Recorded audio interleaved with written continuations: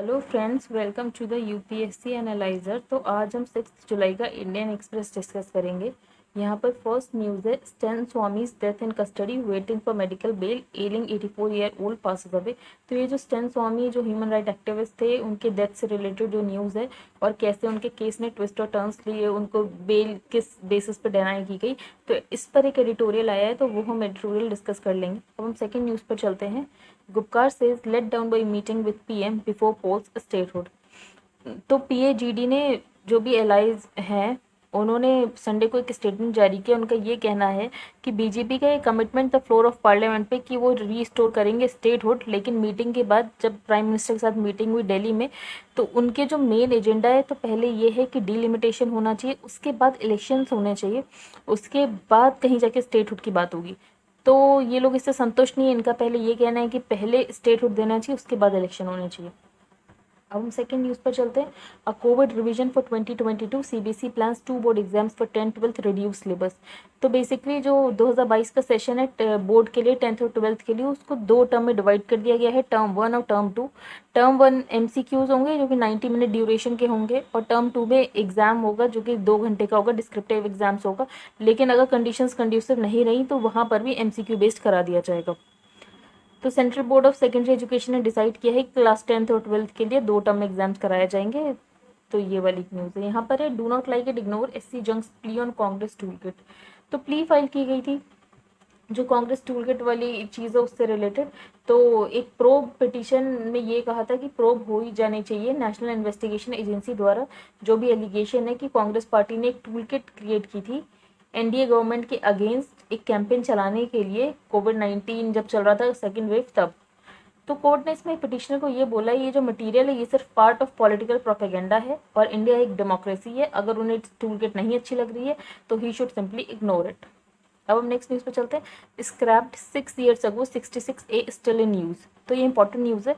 Supreme Court ने Monday को ये पाया, जो 66A है, section 66A information technology act 2000 का, लॉ इन्फोर्समेंट एजेंसीज उसे अभी भी यूज़ कर रही हैं, लेकिन 2015 में सुप्रीम कोर्ट ने उसे अनकॉन्स्टिट्यूशनल डिक्लेयर कर दिया था।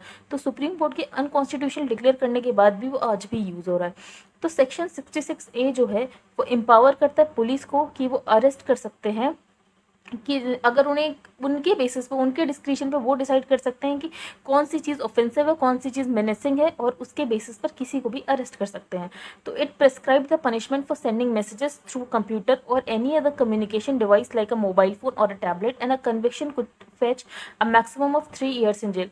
तो किसी भी टैबलेट, किसी भी ऐसे डिवाइस से किसी को कुछ भी मैसेज भेजा है या कुछ भी किया है, तो उसे किसी भी तरीके से पुलिस या लॉ इन्फोर्समेंट एजेंसीज द्वारा कंस्ट्रक्ट किया जा सकता है कि ये मेनेसिंग या ऑफेंसिव है। तो इसमें जो लॉ इन्फोर्समेंट एजेंसी है उनका सब्जेक्टिव डिस्क्रिशन अलाउड है, जिसकी वजह से ये आर्टिकल 19 को वॉयलेट करता है, ऐसा सुप्रीम कोर्ट का कहना था। तो इन 2015 एक landmark judgment Shreya Singhal versus Union of India में 66A को अनकॉन्स्टिट्यूशनल डिक्लेयर कर दिया गया था, और ये बोला गया था जो ये 66A है ये बहुत ही ओपन एंडेड और अनकॉन्स्टिट्यूशनल और वेग है। तो Shreya Singhal versus Union of India में स्ट्रक डाउन कर दिया था 66A को, ये कहते हुए कि ये वॉयलेटिव है आर्टिकल 19(1)A, और इसको हम सेव नहीं कर सकते आर्टिकल 19 क्लॉज 2 में। क्लॉज 2 में बेसिकली रेस्ट्रिक्शंस है कि एक रीजनेबल रेस्ट्रिक्शंस होती हैं। तो आर्टिकल 19(1)A लोगों को राइट देता है, right to speech and expression. जो 19(2) है वो रीजनेबल रेस्ट्रिक्शंस लगाता है। Over the years police have invoked this provision to arrest several people. तो कोर्ट के अनकॉन्स्टिट्यूशनल डिक्लेयर करने के बाद भी पुलिस ने इसे बहुत बार यूज़ किया है लोगों को अरेस्ट करने के लिए, more particularly when the posted contents against politicians. और पॉलिटिशियंस के अगेंस्ट कोई भी कंटेंट कुछ भी पोस्ट करता है तो उसके अगेंस्ट सेक्शन 66A लगा दिया जाता है। तो श्रेया सिंगल ने पिटीशन किया था आईटी एक्ट के लिए 2012 में, जब कोई 2 लड़कियां थी उनको अरेस्ट कर लिया गया था। जब शिवसेना लीडर बाल ठाकरे की डेथ हुई थी तो उसके बाद मुंबई को शट डाउन कर दिया गया था, तो इसको उन्होंने क्रिटिसाइज किया था, जिसके तहत उन्हें अरेस्ट कर लिया गया था। तो फिर श्रेया सिंगल ने पिटीशन फाइल की थी जिसके तहत ये जजमेंट आया था कि 66A जो है वो अनकॉन्स्टिट्यूशनल है और बहुत ही ओपन एंडेड और वेग है, लेकिन उसके बाद भी वो आज तक यूज़ हो रहा है। अब हम नेक्स्ट पेज पर चलते हैं। यहाँ पे कोई इंपॉर्टेंट न्यूज़ नहीं है। यहाँ पर एक मैंगो की वैरायटी है हरिभंगा। तो ये बांग्लादेश की है। तो Haribhanga variety formed in the Rangpur region, the north west part of Bangladesh. तो हरिभंगा मैंगो की वैरायटी है। अब नेक्स्ट पेज पर चलते हैं। यहाँ पे हम आर्टिकल डिस्कस करेंगे आई विल पॉसिबली डाई, तो ये स्टैन स्वामी के ऊपर ही आर्टिकल है। तो the death of 84-year-old father Stan Swami in judicial custody Monday brings to an end a stark tale of injustice, one that has left the highest institutions of India's justice system diminished। तो 84 year old वो थे stand स्वामी, तो उनकी death हो गई custody में ही, उनको अभी तक बेल नहीं मिली थी। तो एक ये इनजस्टिस की जो टेल है, एक कहानी है, उसका कहीं ना कहीं एंड है। One that has left the highest institutions of India's justice system diminished, तो जो इंडिया की जुडिशियरी है तो वो कहीं ना कहीं उसको भी डिमिनिश करता है ऐसी डेथ हो जाना जेल में ही। तो the Jesuit priest known for his advocacy of tribal rights in Jharkhand, तो वो जाने जाते थे जो भी उन्होंने ट्राइबल राइट्स झारखंड में। उसके बाद उनको अक्टूबर लास्ट ईयर अरेस्ट कर लिया गया था नेशनल इन्वेस्टिगेशन एजेंसी द्वारा, और उन्हें बुक कर लिया गया था यूएपीए के अंदर कि ये जो भीमा कोरेगांव केस है उसमें उन्होंने कॉन्स्पिरेसी की थी। तो नियरली 9 मंथ तक वो जेल में रहे थे जब तक उनकी डेथ नहीं हो गई। The ailing activist came up again and again, तो वो बहुत बार आए थे कि जुडिशरी के लिए, जुडिशरी से बेल के लिए उन्होंने प्ली की थी, लेकिन उनको बेल नहीं मिली। थिंक फॉर एग्जाम्पल, जैसे कि उन्हें पार्किंसंस डिजीज थी, तो वो ऐसे गिलास से पानी नहीं पी पाते, तो उन्होंने स्ट्रॉ की मांग की थी, तो उसके लिए भी 3 हफ्ते जुडिशरी ने लिए थे वो चीज़ सुनने के लिए। तो think for example of the response when Swamy's lawyers asked for a sipper and a straw for him as Parkinson's disease had made it impossible for him to drink water from glass. The court adjourned the case for 3 weeks. Think again of the NIA's opposition to the 4 bail pleas that Swamy filed, first in the special NIA court and later in Bombay High Court। तो NIA ने बहुत बार opposition की जब उन्होंने bell plea file की। स्वामी ने पहला NIA court में फाइल की, फिर उसके बाद बॉम्बे हाई कोर्ट में फाइल की। जब स्वामी ने ये बोला कि स्पेशल कोर्ट में उन्हें बेल मिल जानी चाहिए क्योंकि वो बहुत ही ओवर क्राउडेड प्रिजन में रह रहे हैं और वो बहुत ज़्यादा वल्नरेबल हो जाते हैं कोरोना वायरस के लिए, और उनकी एज को भी देखा जाना चाहिए। तो एनआईए ने ये रिप्लाई किया कि accused under the garb of the current situation on account of the global pandemic is trying to take undue benefit of the situation। तो एनआईए का ये कहना था जो अक्यूज्ड हैं वो करंट सिचुएशन का फायदा उठाकर बेल लेना चाह रहे हैं। And yet in all these months the NIA did not seek a day's custody to interrogate Swamy, और इतने सारे टाइम वो जेल में रहे लेकिन एनआईए ने एक दिन की भी कस्टडी नहीं मांगी स्वामी को इंटेरोगेट करने के लिए। अब यहाँ पर बोला गया है the Bombay high court is yet to begin hearing the second of Swamy's bail plea filed on merit. फिर उसके बाद स्टैन स्वामी ने मेरिट पर बेल प्ली फाइल की, लेकिन उसकी अभी तक हियरिंग भी नहीं शुरू हुई थी। तो फिर ऑथर ने बोला स्वामी का केस कोई अकेला नहीं है, ऐसे बहुत सारे अक्यूज्ड को अरेस्ट किया गया है, जैसे कि भीमा कोरेगांव केस में बहुत सारे ऐसे एक्टिविस्ट को अरेस्ट किया गया है। फ्रॉम प्रोफेसर हैनी बाबू to Telugu poet Varavara Rao, several have struggled to find basic medical attention in derelict prisons and a pandemic। और इनको भी बेसिक एम्यूनिटीज तक नहीं दी जा रही हैं। तो बहुत सारे ऐसे इंस्टांसेस हैं जिसमें जुडिशरी की लैक ऑफ अर्जेंसी दिखती है, उसकी रिलक्टेंस दिखती है कि वो लिबर्टी ऑफ सिटीजन्स के लिए खड़ी नहीं होती है। Faced with a state that does not flinch from using draconian laws, तो यहाँ पर जुडिशरी की बहुत ज़रूरत होती है अगर स्टेट ऐसे ड्रिकोनियन लॉज को यूज़ करे एक ब्लंट इंस्ट्रूमेंट की तरह पब्लिक इंटेलेक्चुअल्स के अगेंस्ट, स्टूडेंट्स के अगेंस्ट, डिसेंटर के अगेंस्ट। तो जो रिसेंट दिल्ली हाई कोर्ट का जजमेंट था जिसमें उन्होंने नताशा नरवाल, देवांगना कलिता और आसिफ तना को बेल दी थी, ये कहते हुए कि प्राइमा फेसी नहीं लग रहा है कि यूएपीए के अंदर इन्हें अरेस्ट किया जाना चाहिए था, तो ऑथर ने बोला ये सिर्फ वन ऑफ अ जजमेंट होकर रह गया है। तो it was for the courts to decide if Swami was guilty of the grave charges he was held अंदर, या तो फिर एनआईए ने जो प्रूफ किया है वो अभी तक प्रूव नहीं कर पाए हैं। तो however in failing to protect the life of a fragile ailing under trial and his right to due process, तो जैसे जुडिशरी फेल हो गई है, एलिंग अंडर ट्रायल वो बीमार थे और अंडर ट्रायल में थे, साथ ही राइट टू ड्यू प्रोसेस नहीं मिला उनको।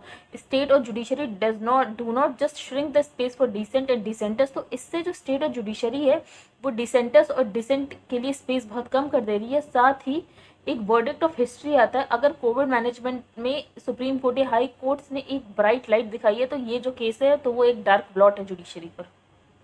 यहाँ पर हम सेकेंड आर्टिकल डिस्कस करेंगे आइडिया ऑफ ह्यूमिलिएशन। इसमें ऑथर ने ये बोला है कि चाइना बार बार अपने कंट्री के लोगों को ये एहसास दिलाता है कि उनके साथ कितना ह्यूमिलिएशन हुआ है, और अब जब कम्युनिस्ट पार्टी आ गई है तो उनका ह्यूमिलिएशन खत्म हो गया और वो हर जगह जीतते हैं। लेकिन इंडिया इस चीज़ का कभी यूज़ नहीं करता, क्योंकि ह्यूमिलिएशन का यूज़ करके क्या करता है चाइना, वो अपनी ऑथोरिटेटिव रूल को कायम रखने का एक जरिया ढूंढता है। तो one striking effect about the projection of Chinese nationalism is the centrality of the idea of humiliation. तो जो चाइना का नेशनलिज्म है वो बेस्ड है around the idea of humiliation, जैसे कि पहले नेशनल ह्यूमिलिएशन वो फर्स्ट ओपियम वॉर्स में, उसके बाद नानजिंग मसाकर। तो ये लोगों को सबको कनेक्ट करता है कि हाँ उनके साथ बहुत ही ज़्यादा ह्यूमिलेशन किया गया था उनको बहुत पहले। तो द कम्युनिस्ट पार्टी क्लेम बोलती है कि वो फिट है रूल करने के लिए, क्योंकि on its ability to position itself as the agent that overcomes Chinese humiliation, क्योंकि कम्युनिस्ट पार्टी ही है जो चाइना को उसकी ह्यूमिलेशन से ओवरकम कराया है और आगे भी वही करा सकती है। तो इस तरीके से उनको एक अथॉरिटी मिलती है रूल करने के लिए। In India post colonial trauma, तो हमारे साथ भी पोस्ट कॉलोनियल ट्रॉमा हुआ, हमें भी कॉलोनियल टाइम्स में हमारे साथ भी ह्यूमिलेशन हुआ, लेकिन हमारा साइकोलॉजिकल सेंस ह्यूमिलेशन का है वो थोड़ा अलग है। जैसे कि जो गांधीन इम्प्रिंट है इंडियन नेशनलिज्म का, it went out of its way to eschew any tropes of resentment against the west. तो हमने वेस्ट के अगेंस्ट कोई भी रिसेंटमेंट नहीं रखा। The pathologies that the West brought were pathologies of modernity, तो हमने ये सोचा ठीक है वेस्ट हमारे यहाँ है, वो मॉडर्निटी के प्रिंसिपल्स लेके आए। So resistance to the west had to be the creation of an alternative social imagination, not the avenging of humiliation. तो हमारे अंदर कभी उनसे बदला लेने की भावना नहीं रही कि हम ह्यूमिलिएशन का बदला लेंगे। यहाँ पर ऑथर ने बोला है there are other reasons as well at an ideological level the onset of colonialism was also welcomed by many constituencies. और हमारे यहाँ जब कॉलोनियलिज्म आया तो बहुत सारी कॉन्स्टिट्यूएंसीज ने उसको वेलकम भी किया। जैसे कि कुछ हिंदूज को लगा ठीक है मुगल एम्पायर से हमें अपॉर्चुनिटी मिल जाएगी बाहर आने के लिए, कुछ दलित्स को लगा कि जो ऑपरेसिव सोशल स्ट्रक्चर है उससे हम बाहर आ जाएंगे। तो आइडिया ऑफ कॉलोनियलिज्म हमारे यहाँ कुछ कॉन्स्टिट्यूएंसीज में लिबरेशन की तरह देखा गया। तो जैसे चाइना में सबके द्वारा वो ह्यूमिलेशन की तरह देखा गया, तो इंडिया में ऐसा नहीं हुआ। इंडिया में कुछ वर्गों के द्वारा वो लिबरेशन की तरह देखा गया। तो Indian political ideologies and cultural practice while less politically authoritarian are also far less egalitarian for national humiliation to be own equally. तो हम नेशनल ह्यूमिलेशन को ओन करें इक्वली तो वो बहुत डिफरेंट होगा डिफरेंट सेक्शंस के लिए, क्योंकि हर डिफरेंट सेक्शन को इगैलिटेरियन सोसाइटी हमारी इतनी ज़्यादा नहीं है, तो जिसको जिस तरीके से झेलनी पड़ती हैं चीज़ें उसके अकॉर्डिंग कॉलोनियलिज्म उसको वैसा ही लगा। जैसे कि it is no secret that the real source of India's humiliation is still abiding and crushing poverty. तो अभी हमारा मेन जो इस समय इंडिया की ह्यूमिलेशन वो ये है कि हमारे यहाँ बहुत ज़्यादा पॉवर्टी है, हमें उसे क्रश करने की ज़रूरत है। But it is still seen for the most part as an embarrassment to be negotiated rather than the project that should be an object of a single-minded attention. तो नेचर ट्रॉमा का सबके लिए different रहा।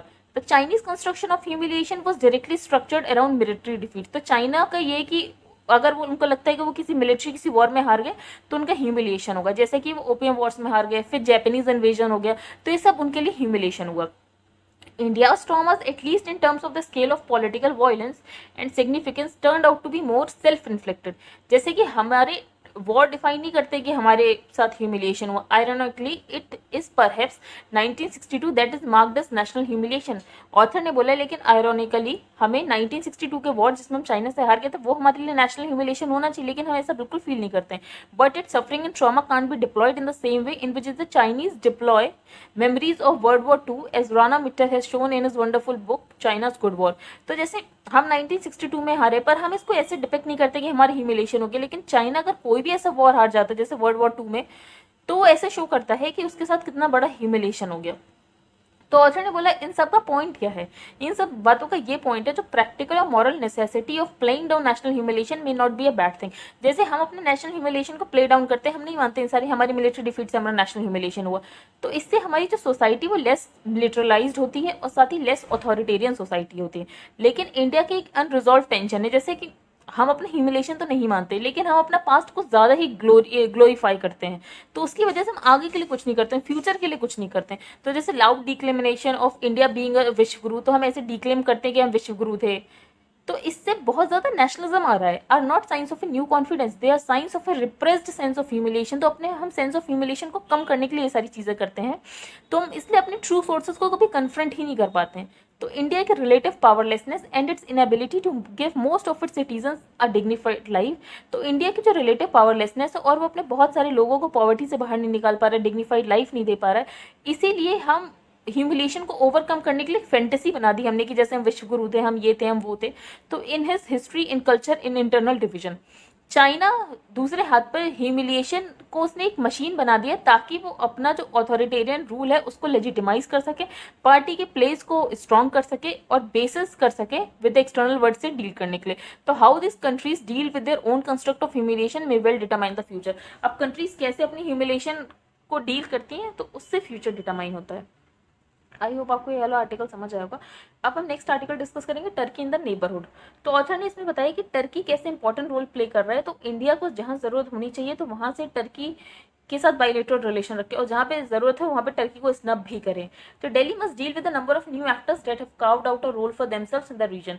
तो दिल्ली को जो नए नए एक्टर्स आए हैं जैसे कि टर्की, कतर, चाइना, तो उनको ध्यान में रखते हुए अपने रोल को बनाना चाहिए। While all three have become critical players in post American Afghanistan. तो अब अमेरिका के ट्रूप्स वहां से चले गए अफगानिस्तान के साथ, तो तीनों ही बहुत ही क्रिटिकल प्लेयर्स हो गए अफगानिस्तान में। अब focus today is on Turkey's regional ambitions and the implications for China. तो अब टर्की के क्या रीजनल एम्बिशंस है और इंडिया के लिए उसके क्या इम्प्लीकेशंस हो सकते हैं। तो अंकारा जो कि टर्की की कैपिटल है, वो यूएस के साथ नेगोशिएशन में है कि कैसे काबुल एयरपोर्ट को का चार्ज ले ले Ankara, which it is critical for international presence in Afghanistan. तो टर्की अगर काबुल के एयरपोर्ट को ले लेगी तो उससे क्या होगा, इंटरनेशनल प्रेजेंस अफगानिस्तान में टर्की की बहुत ज्यादा बढ़ जाएगी। Turkey has been running Kabul airport security for a while. तो टर्की काफी कुछ समय से काबुल एयरपोर्ट को रन कर रहा है, but doing so after the US pull out will be quite demanding. अब यूएस के पुल आउट करने के बाद भी वो वहां पर कंट्रोल कर पाए तो काफी क्वाइट डिमांडिंग है। अगर हम लॉन्गर व्यू लें तो टर्की कोई नया रीजनल एक्टर नहीं है इंडिया के नॉर्थ वेस्ट में। अंकारा और काबुल, बेसिकली टर्की और अफगानिस्तान ने अभी अपने सेंटेनियल भी सेलिब्रेट किए थे डिप्लोमेटिक रिलेशंस के लिए। तो इससे ये पता चलता है कि इनके रिलेशंस कितने पुराने। तो through the century Turkey has engage purposefully with Afghanistan over a wide domain. तो इस सेंचुरी में हम देखें तो टर्की अफगानिस्तान से बहुत ज्यादा एंगेज हुआ है और बहुत वाइड डोमेन में एंगेज हुआ है।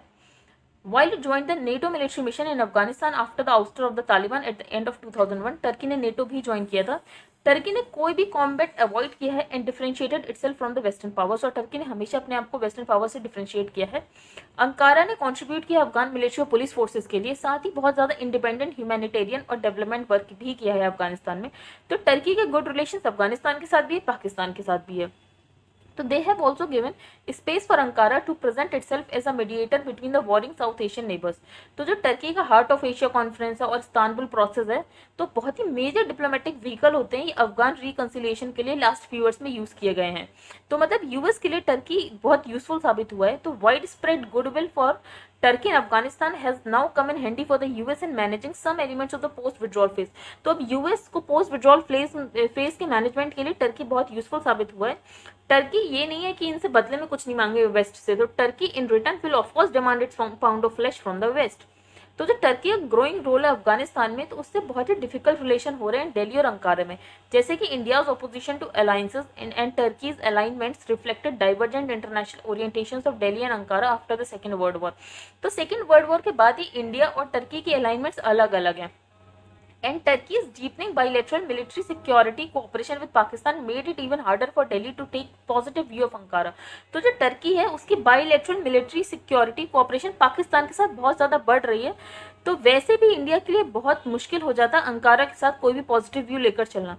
टर्की और पाकिस्तान की रिलेशनशिप बायलेटरल रिलेशन कैसे ज़्यादा अच्छी, जैसे कि वो सेंट्रल ट्रीटी ऑर्गेनाइजेशन के पार्ट थे 1955 में, जो कि ब्रिटिश ने शुरू की थी। उसके बाद सेंटो इवेंचुअली वूंड अप हो गया था 1979 में। उसके बाद भी टर्की और पाकिस्तान क्लोज पार्टनर्स है, जैसे कि international forums organisation of Islamic cooperation के दोनों ही मेंबर्स हैं।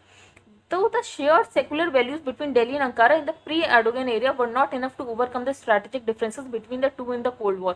तो pre-Erdogan एरिया से पहले तो दिल्ली और अंकारा में तब भी सेकुलर वैल्यूज थी, तो अब तो वो सेकुलर वाली चीज़ भी चली गई, क्योंकि जब से एर्दोगन आए हैं तो उनका बेसिकली यही रहता है इस्लामिक स्टेट बनाना, ये सारी चीज़ें ऑटोमन एम्पायर वाले लेगेसी पर जाना है। So to make matters more complicated, the positive legacy of the subcontinent solidarity with the Ottoman Empire and the Turkish Republic emerged out of its ruins in the early 20th century accrued mostly to Pakistan। तो author का ये कहना है, जब prime minister Rajiv Gandhi और अटल बिहारी वाजपेयी की tenure थे तो इंडिया और Turkey seemed poised for a more productive relationship। तब हो सकता है कुछ प्रोडक्टिव रिलेशनशिप हो सकती थी। मीनवाइल वो टर्की के इस्लामिस्ट इंटरनेशनलिज्म, जो कि रिसेप तैयब एर्दोगान के अंदर हमने देखा कि कैसे वो ऑटोमन एम्पायर की लेगेसी को वापस लाना चाहते हैं। तो पाकिस्तानी प्रिज्म से दिल्ली ने हमेशा अंकारा को देखा है, टर्की को देखा है। तो however has prevented it from fully appreciating the growing strategic alliance of Turkey. तो जो एर्दोगन का एक्टिव क्लेम है कि उनको लीडरशिप चाहिए इस्लामिक वर्ल्ड की, टर्किश पॉलिटिकल, रिलीजियस और cultural outreach to the subcontinent 600 million Muslims. तो जो सेंट्रल एशिया के 600 मिलियन मुस्लिम्स हैं, तो उन पर वो आउटरीच बढ़ाना चाहता है, ये कह के कि वो ऑटोमन एम्पायर की लेगेसी पर जाएगा। तो टर्की हमेशा बहुत एक्टिव इंटरनेशनल सपोर्टर रहा है पाकिस्तान का कश्मीर के इशू पे। तो in Pakistan prime minister Imran Khan has rallied behind Erdogan's ambition to seize the leadership of the Islamic world from Saudi Arabia. तो टर्की चाहता है कि इस्लामिक वर्ल्ड की जो लीडरशिप है वो सऊदी अरेबिया से टर्की ले लो, और पाकिस्तान हमेशा उसे सपोर्ट करता है। इससे सऊदी अरेबिया नाराज भी हो गया था, इसीलिए पाकिस्तान के आर्मी चीफ जनरल बाजवा को स्टेप इन करना पड़ा था, जो भी डैमेज हो गया सऊदी अरेबिया के साथ तो उसको सही करने के लिए, क्योंकि जो सऊदी अरेबिया है वो पाकिस्तान का मेजर इकोनॉमिक बेनिफिक्टर है, बहुत ज़्यादा लोन्स देता है पाकिस्तान को बेसिकली। तो Erdogan was quick to condemn the Bangladesh government's hanging of a senior Jamaat Islami leader in 2016। तो अर्दोगान ने, बांग्लादेश ने जब एक सीनियर जमात इस्लामी लीडर को हैंग किया था, तो अर्दोगान ने उसे कंडेम किया था। But in a reflection of its strategic suppleness, Erdogan also offered strong political support for Dhaka on the Rohingya refugee crisis. तो यहाँ पर हम देख रहे हैं जो टर्की है वो अपने आप को कैसे बदल लेता है। अब जैसे यहाँ पर उसे लगा कि बांग्लादेश के साथ उसके रिलेशन खराब हो सकते थे क्योंकि उसने कंडेम किया, लेकिन दूसरी ही तरफ उसने क्या किया, जो रोहिंग्या के रेफ्यूजी क्राइसिस है उसके लिए स्ट्रॉन्ग पॉलिटिकल सपोर्ट देने की बात की। तो इस Bangladesh emerges as an attractive economy, क्योंकि उसे पता है कि बांग्लादेश अब धीरे धीरे बहुत ही अट्रैक्टिव इकोनॉमी बन रहा है, जैसे कि उनकी पर कैपिटा इनकम भी अभी इंडिया के आसपास आ गई है। तो Ankara is now stepping up it's commercial cooperation with Dhaka. इसलिए अंकारा चाहता है कि जो बांग्लादेश के साथ उनकी कमर्शियल कोऑपरेशन बढ़े। टर्की जिसने कैलिफेट को होस्ट किया था ऑटोमन एरा में 1924 तक, फिर 1924 में वर्ल्ड वॉर हारने के बाद कैलिफेट वाली चीज़ अबॉलिश हो गई थी, जिसके कारण खिलाफत मूवमेंट भी हुआ था इंडिया में, आपको पता होगा, ये हिस्ट्री में आपने पढ़ा होगा। तो Turkey is westernisation under Ataturk reduced its religious significance.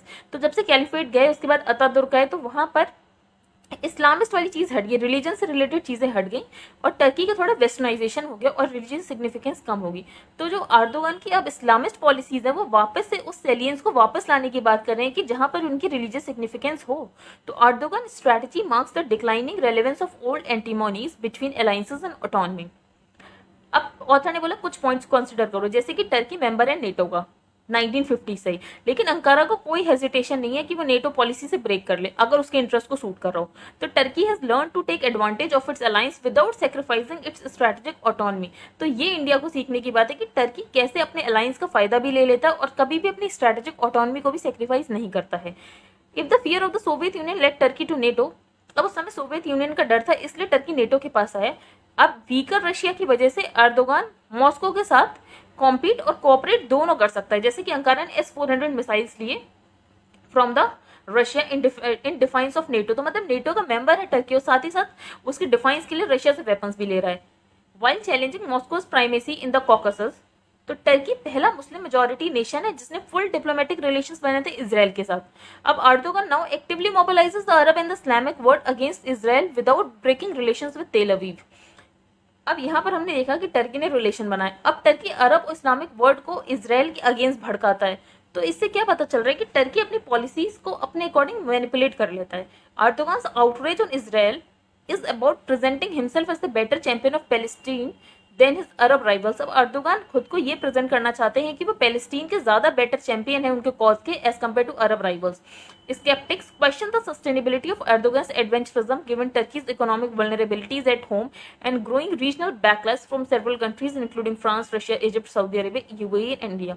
तो जब स्केप्टिकल्स हैं वो एक क्वेश्चन करते हैं कि जो अर्दोगान का एडवेंचरिज्म है ये कब तक रहेगा, क्योंकि टर्की की इकोनॉमिक वल्नरेबिलिटीज बहुत ज़्यादा बढ़ रही हैं।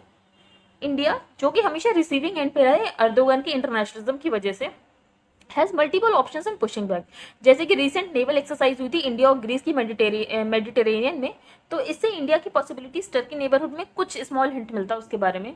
Many Arab leaders reject Erdogan's policies that remind them of Ottoman imperialism. तो जो टर्की अपनी लेगेसी को जोड़ता है ऑटोमन इंपेरियलिज्म से, तो बहुत सारे अरब लीडर्स भी इस चीज़ को रिजेक्ट करते हैं। Their recent Erdogan support of groups like the Muslim Brotherhood that seek to overthrow moderate governments in the Middle East।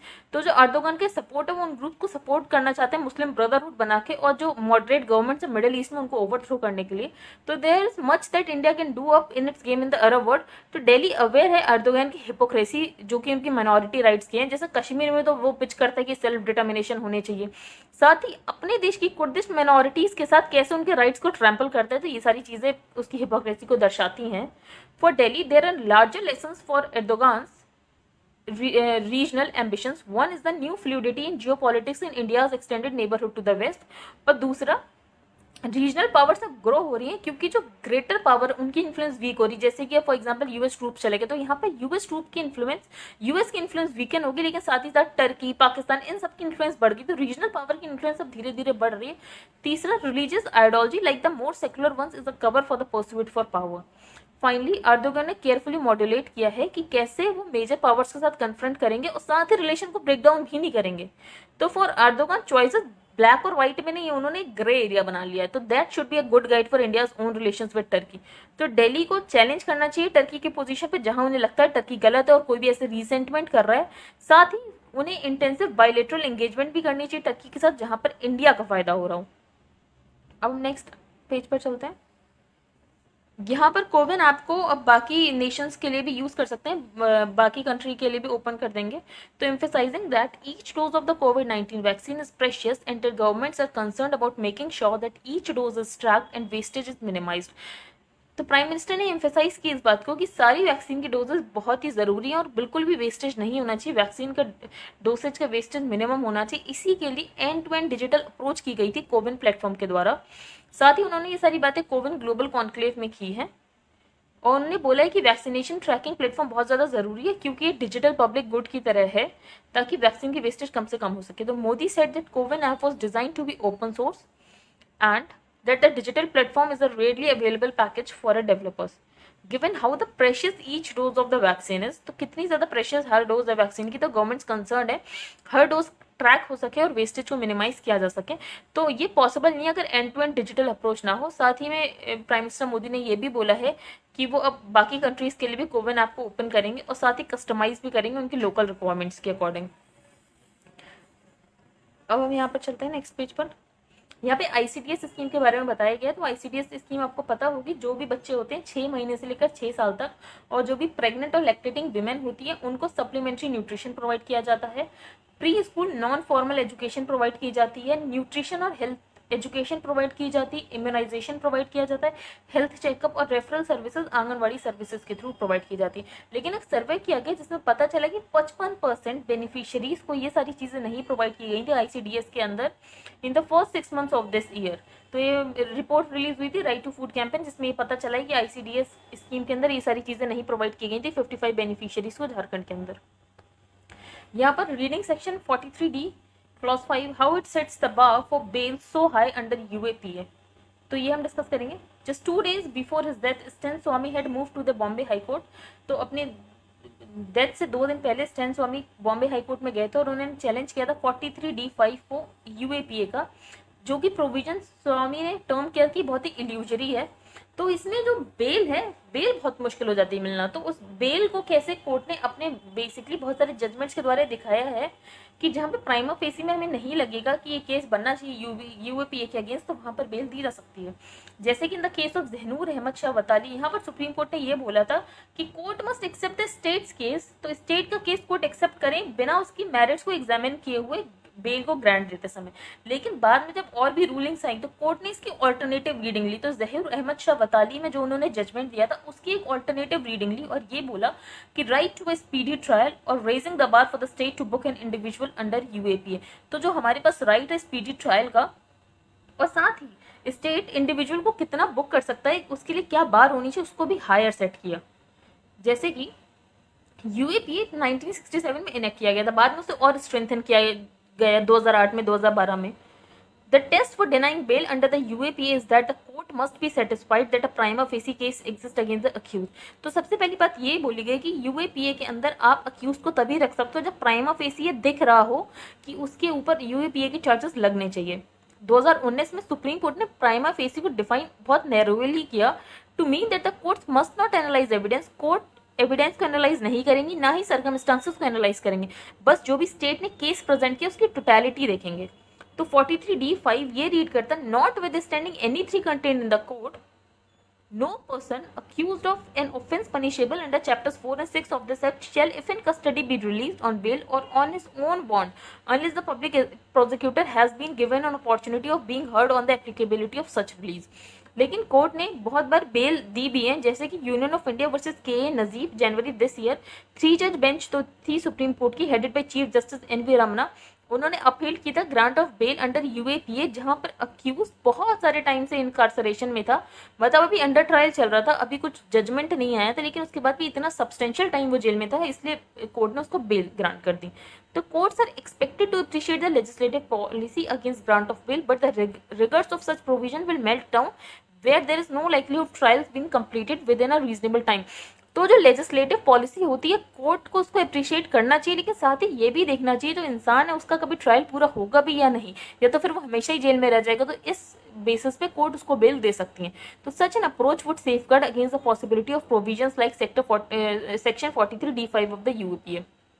तो ऐसे बहुत सारे जजमेंट्स देखने को मिले जहां पर कोर्ट ने लोगों को बेल दी है।